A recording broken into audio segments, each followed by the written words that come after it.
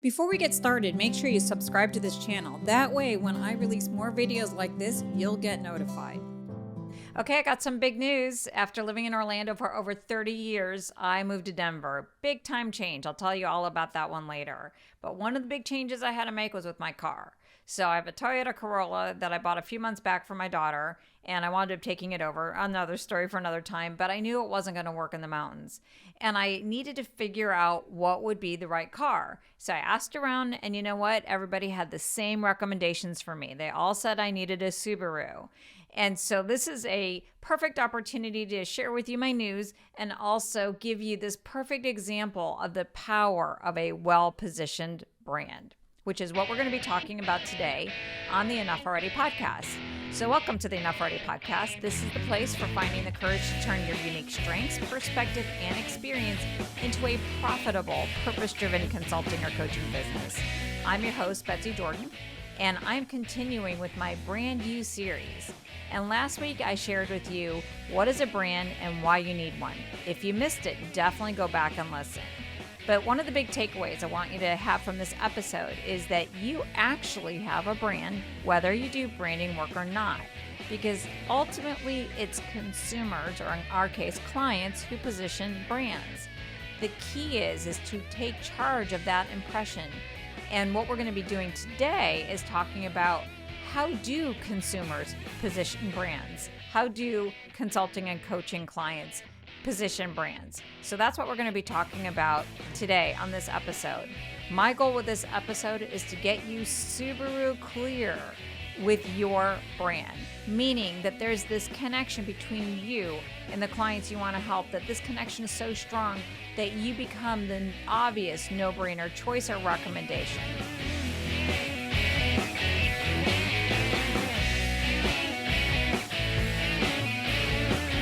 So let's dive in.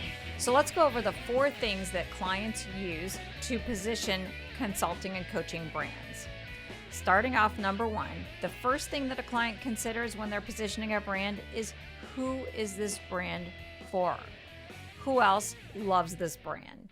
So think about it from your standpoint as a consumer. When you decide where you're going to shop, dine, or go for fun, you look to see who else loves the brand. Is this brand relevant for you? And how do you relate to this particular group of people? Like, is this brand for you?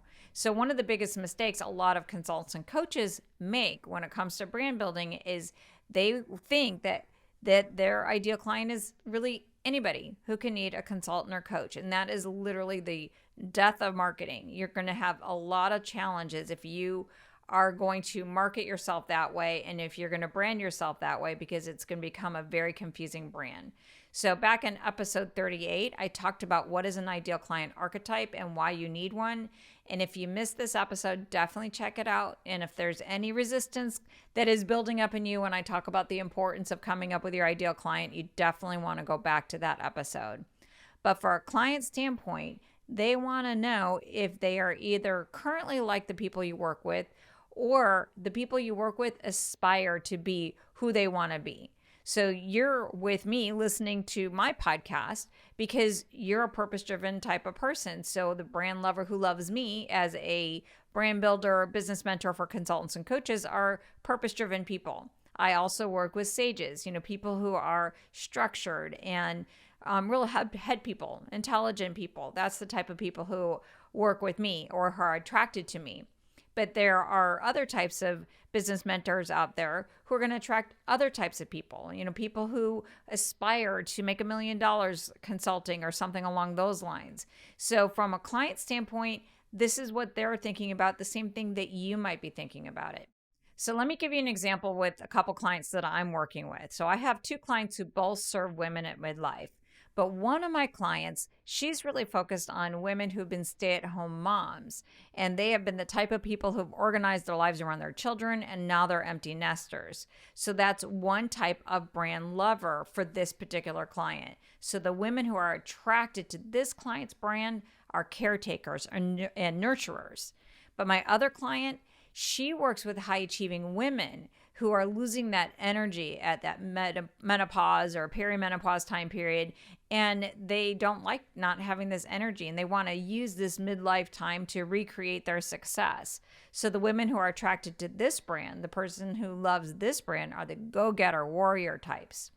So this is where social proof becomes so helpful for your clients, because it's not about the social proof saying, oh my gosh, consultant coach XYZ is so intelligent and so brilliant. It's more around the client having a sense of like, oh, who's this person that this person is helping? And it's seeing themselves in those stories or seeing the aspirations that they have reflected in somebody else. So social proof is super important. So who raves about you shapes their thinking if you're a fit for them. So if they say that, let me give you another example. Like if you're an executive coach, but everybody who gives you testimonials are all frontline managers, that's going to influence, it's going to create a brand disconnect for executives, because they're going to be positioning you like, oh, this is the person who works with frontline managers. So ultimately, the best brands are super clear on who they serve and who they're going after. Nike is so great at their clarity that they go after competitive athlete types, or people who aspire to that identity, versus like Vans, who goes after more of like the laid back surfer types. My background at Disney, we served fun-loving families with mostly young children, but Universal's going after a different audience. They're going for people, maybe families with older kids or more slightly edgy types. So for you, thinking about it from your standpoint, your ideal client is your niche, and it's the starting point for your brand. So what I want you to do is think about this. Are you clear about who your ideal client is? If you were going to go write an ad to somebody and you had to come up with a targeting, do you have enough clarity that you could do that? Or if you were going to go to a networking event that would be filled with this particular person, would you know where to go? And if you don't know, why not? Is it that you've never really thought about it before, or do you have some sort of resistance about the idea of identifying an ideal client? Again, you can go back to my previous episodes I have on this podcast around the ideal client, and that'll give you some help if you are getting stuck in this one. Okay, so now let's talk about the second part of your well-positioned brand, and that's the context for your help. It's the frame of reference for when you're needed. So think about this as this is the problem that you want to help your client solve. So the stronger the link between a specific problem or situation and you, the stronger your brand will be. So think about this again from a consumer standpoint. When you cut your knee, do you grab a bandage or a Band-Aid? If your nose is runny, do you grab a tissue or a Kleenex? This is where you have highly well-positioned brands that in Band-Aid and in Kleenex, because that connection is so clear. So the context for your help is the problems that your clients will part money with to solve. So you really need to be clear around their starting point. A lot of consultants and coaches think about the context and they think about it as the ending point of their transformation with their clients, like what happens at the end. But we don't want to think about the end. We want to think about the beginning. The clearer you can paint this picture, the better off you're going to be. So there's 4 types of problems that people typically will part money to solve. And I'm going to go over these categories, but there's a lot of details within that. But let's talk about the first category is money. So people will part money to solve money problems. So anything around making money, saving money, anything along the money path. So if they're a business owner, they're going to part money with how do I get more clients, or how do I raise my fees, or how do I just in general, like reduce my expenses. Organizations will be looking at that from a standpoint around how do I achieve aggressive revenue goals, that type of thing. Another category is time. People will part money to save time. So either they want to maximize their capacity, they want convenience, they want something to go faster. So a lot of times people will hire me around the brand building is that they want to start their business right the first time, so they don't want to waste time or money on expensive trial and error. So some of it's the money thing, like they don't want to waste time and they don't want to waste money on things that won't work, but they also don't want to waste time. They want to get to the finish line faster with better quality of results, that type of thing. Another category that people will part money with to solve is relationship problems. So either make more friends, get more clients, find love, get rid of conflict, maybe among friends, among coworkers, with a spouse, among teammates, anything around relationships. And then there's a fourth kind of catch-all categories, which is all around emotional state. So people will part money to reduce anxiety, increase the happiness, to feel more empowered, to deal with loss, divorce. They will spend money to be more successful, to have better work-life balance, reduce burnout, all of that type of thing. So what's the context for your help? Are you working with high achievers who want a promotion, but for some reason they're not getting a second glance? Is it a business owner who is just not getting enough clients or customers? Is it somebody who's in an organization and they're mired in conflict? The right and left hand don't know what they're doing. Is it somebody who's a high achiever and they're burnt out? Is it somebody who wants to start a business, but they just don't know how? Is it somebody who wants to become a speaker and they're overwhelmed with their ideas? What's the context for your help? And think about that. The third part of your well-positioned breakthrough brand is your unique and distinct expertise. So I want to be clear about what an expertise is. And we want to talk about what's unique and the features and the benefits of what you do. So an expert is someone who's wise through experience. So what your expertise is not, it's not just like a list of things that you know or a list of things that you believe. It's what you're really good at. It's your applied strengths. It's something that you do that helps others and it's relevant to this particular problem that your clients need help solving. So it's a combination of your education, either your formal education, your extended education, what you do for fun, like all the books that you read, all the podcasts you're listening to, that creates one part of your expertise. Your formal experience, what you do for pay, your volunteer experience, what you do for your family and friends, that's all part of it, as well as your strengths. And when I talk about strengths, I really believe in what Marcus Buckingham talks about with strengths, is it's not what you're good at or even best at, it's what you're better than most at. It's the things that you do that you're so good at that when somebody says, oh my gosh, you're amazing, and you're just like, it's just nothing.